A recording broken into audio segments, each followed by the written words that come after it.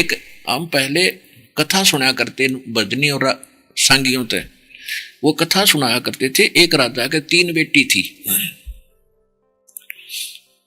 और पहले ये धार्मिक लोग बहुत हुआ करते राजा भी, तो संतों को बुलाया करते थे, उनको बच्चों को बैठा कर कथा सुनाया करते थे। तो सारे बच्चे कथा सुनते थे, राजा भी बैठता था। अब ये कथा का असर नहीं हुआ तो कथा सुनने का फायदा क्या हुआ। तो उनमें से एक लड़की थी, उसको ये पक्का विश्वास हो गया कि भगवान ही सबका पालक है। जैसे बताया जाता है कि मां के गर्भ में किसने पाला आपको, ना मां को सेव कर सके थी, ना पिता का वहां कोई जोर चला था, ना कोई वहां खाना पहुंचाया जा सकता था। तो वहां भी तो परमात्मा ने जुगाड़ किया, मां की नाभि से आपकी नाभि जोड़ दी और आपका शरीर कितना सुंदर बना दिया। और बाहर आने से पहले परमात्मा को कितनी चिंता आपकी, बाहर आने से पहले मां के सतन में बाहर आते ही दूध भर दिया, और पहले ना था टोपा भी उसमें। तो भगवान आपका कितना खैर खवा है, कितनी केयर टेक करता है, आपको उसको पता है इसको क्या चाहिए था।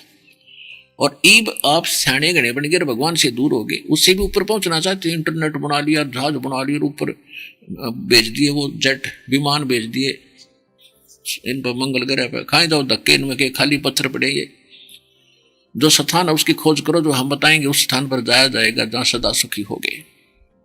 तो जो प्रसंग चल रहा है उसी पर आते हैं हम। तो हमने अपने बच्चों का जो विवाह करना है वो बहुत सिंपल वे से करना है। तो उस राजा की लड़की का ये बात समझ में आ गई कि भगवान ही सब कुछ करता है। माता पिता का जन्म भी संस्कार से हुआ हमारा।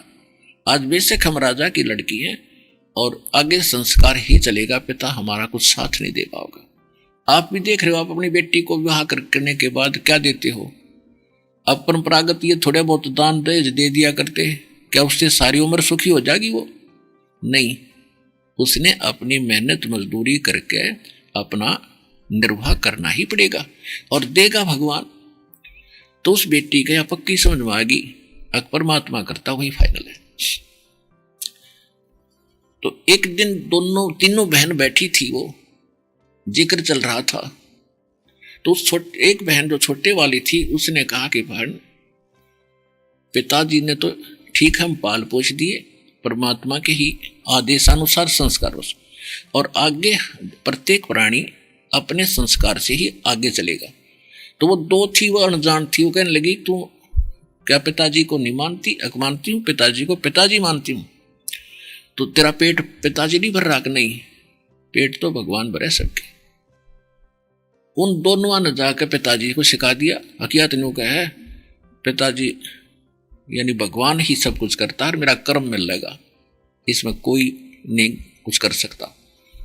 तो पिताजी ने कोई इस बात का गुस्सा हो गया, अब देखूंगा या कितनी सुखी होगी। उन 2 को तो विवाह कर दिया राजाओं के लड़कों से, और तीसरी का विवाह कर दिया एक लकड़ी काट के, जंगल से लकड़ी काट कर लाता था और शहर में बेचा करता था।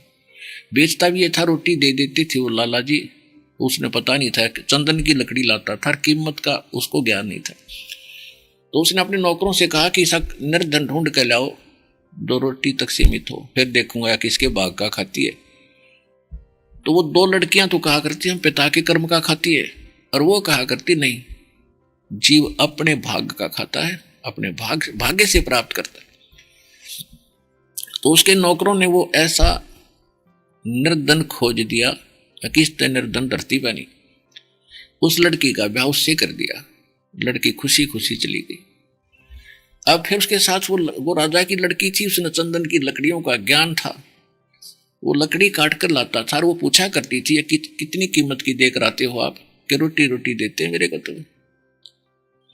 तो फिर वो वहां गई उसके साथ लकड़ी लेकर साथ में, और उनसे कहा कि राजा लोग, आप उस सेठों से कहा कि इतनी कीमती वस्तु को और आप ऐसे बेच रहे हो।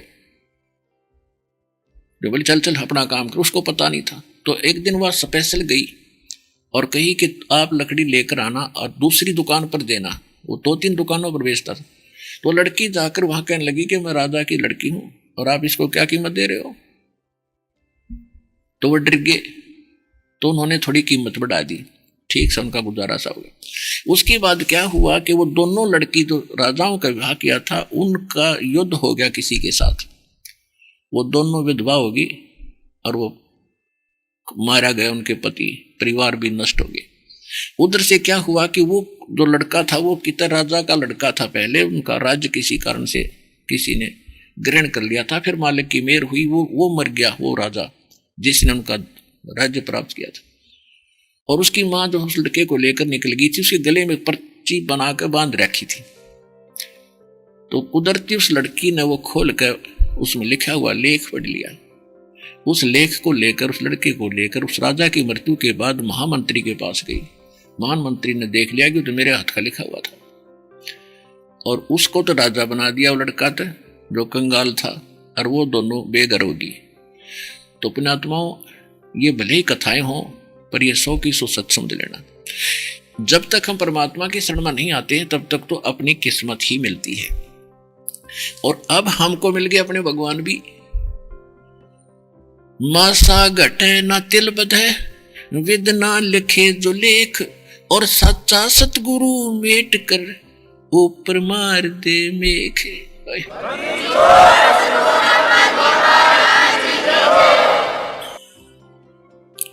जब तक हम परमात्मा की शरण में नहीं आते तब तक तो अपना कर्म भोग रहे होते हैं। और यह विधान है कि जैसा कर्म विधाता ने लिख दिया वो मिटे नहीं, लेकिन पूर्ण सतगुरु की शरण में आने से उसको मेट कर, और मेघ मारना मतलब फॉर एवर फिनिश्ड, सदा के लिए खत्म वो पाप कर्म, और शुभ कर्म लिख देगा मालिक अपनी कलम से। सतगुरु हाथ लेखनी सब भैया। राम नाम कड़वा लगे ये मीठे लगे दाम, दुविधा में दोनों गए भाई माया मिली ना राम। ये मुरदास के पूज्य गुरुदेव जी अधिकतर पंजाब में रहते थे। तलवंडी भाई एक कस्बा है, तहसील टाइप है, वहां ज्यादातर रहते थे। वहां के सेवादार उनके अच्छे बहुत सेवा करते थे। और गुरुदेव के सतलोक गमन के उपरांत वो दास को आदेश दे ही गए थे नाम और दान सत्संग करने का। तो उनके उस स्थान पर दास सेकंड संडे को महीने के दूसरे रविवार को जाता था और वहां सत्संग करके आता था आश्रम में। तो वहां तलवंडी भाई में कोई भक्तों के रिलेटिव आए हुए थे किसी कारण से, और उनको फिर वो शनिवार को शाम को जाने लगे। उनसे प्रार्थना की कि आप सत्संग सुनना, कल महाराज सत्संग सुनाएंगे महाराज जी, और सत्संग सुनकर फिर जाना। तो वो कहने लगे नहीं, जाना पड़ेगा, बहुत जरूरी काम है। उसने सारा काम बताया कि ऐसी ऐसी एक पार्टी आवेगी, उससे हमारा एग्रीमेंट होना है, कोई कांटेक्ट करना है, मुझे उसमें 5 लाख का बेनिफिट होगा। रविवार को आएंगे, वो 4 बजे का समय है, 2-3-4 बजे का समय बताना। तो उन्होंने जो सत्संगी भगत थे उन्होंने कहा कि आप सत्संग सुनो और फिर सुबह निकल जाइए। 9 से 11 सत्संग होता है सुबह, और 12 बजे यहाँ से चलोगे तो 4 बजे पहुंच जाओगे, और 10 मिनट लेट हो जाएंगे की बात। तो कहने लगा मैंने सत्संग बहुत सुन रखे, ऐसी बात नहीं है। तो वो भगत कहने लगे आपने सत्संग नहीं सुने हैं, आप एक बार सत्संग सुन के देखो। कहने का भाव है कि वो मानने नहीं, और उसने तो 5 लाख दिखाई दे थे, भगवान थोड़ा दिखा था उसमें। वो चले गए, चल पड़े 4 बजे से। चंडीगढ़ जाना था, उन्होंने चंडीगढ़ से थोड़ी सी दूर रह गए थे। एक ट्रक खड़ा था बजरी का भरा हुआ, और उसके पिछले पहिए निकाल रखे थे, कोई डिफेक्ट हो गया, और जैक लगा रखे थे। मारुति कार थी, पूरा परिवार 4 सदस्य, 2 बेटा 2 बेटी, 1 बेटा 1 बेटी, स्वयं दोनों, और पूरी स्पीड से जा रहे थे। 5 लाख दिखे थे, या गाड़ी उड़ कर चल पड़े तो और बढ़िया। वह मारुति कार वो स्पीड से उस ट्रक के नीचे घुस गए, वो जैक हट गया, वो लोडी ट्रक ऊपर पड़ गया। मर तो पहले लिए होंगे, टक्कर लगते हैं 5 चारों के चारों, और वह मारुति माए वहीं पिस गए। अब चाट ले उन 5 लाख के बेनिफिट ने।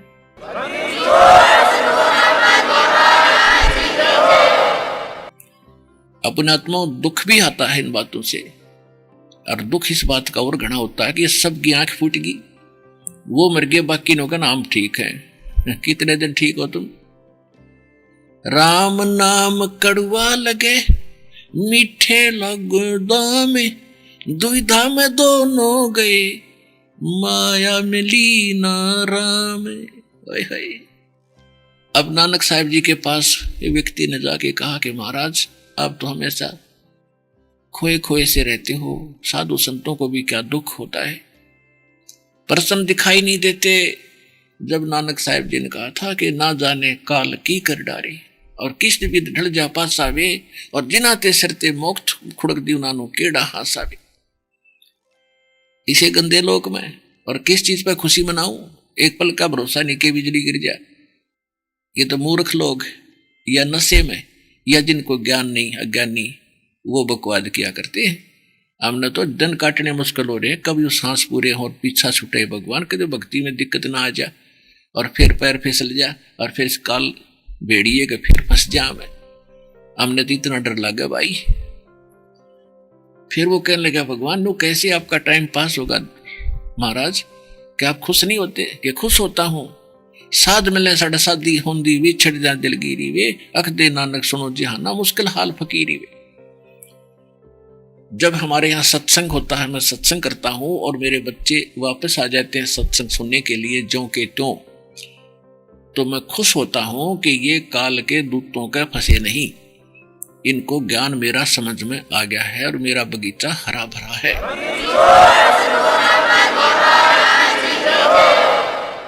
जब ये यहाँ आते हैं और मैं देखता हूं कि सारे आगे हैं, कोई काल के दूत का फंसा नहीं, इनको मिसगाइड हुए नहीं, तो मुझे आनंद का ठिकाना नहीं होता।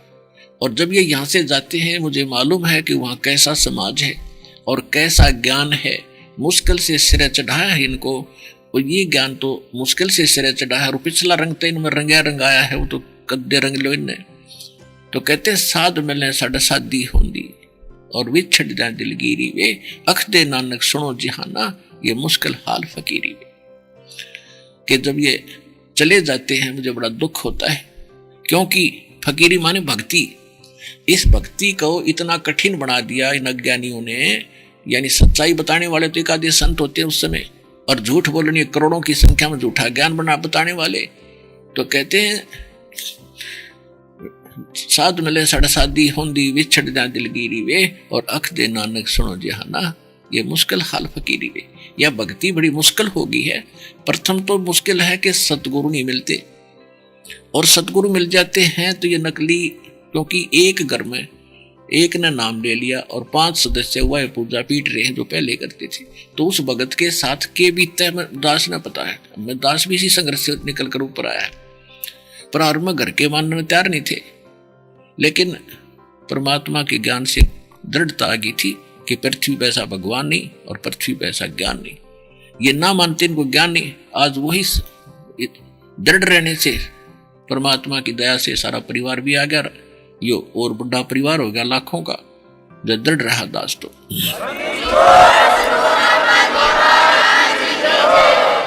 तो इस प्रकार कहते मुश्किल हाल फकीरी वे, भक्ति बड़ी कठिन बना दी नालायकों ने, ज्ञान इनको है नहीं और हम इनको सतगुरु और संत मान बैठे। और एक ही ज्ञान को हजारों वर्षों सुनने से एक झूठी बात ने 100 आदमियां तो सुन लो तो वह सच्ची लगने लग जाएगी।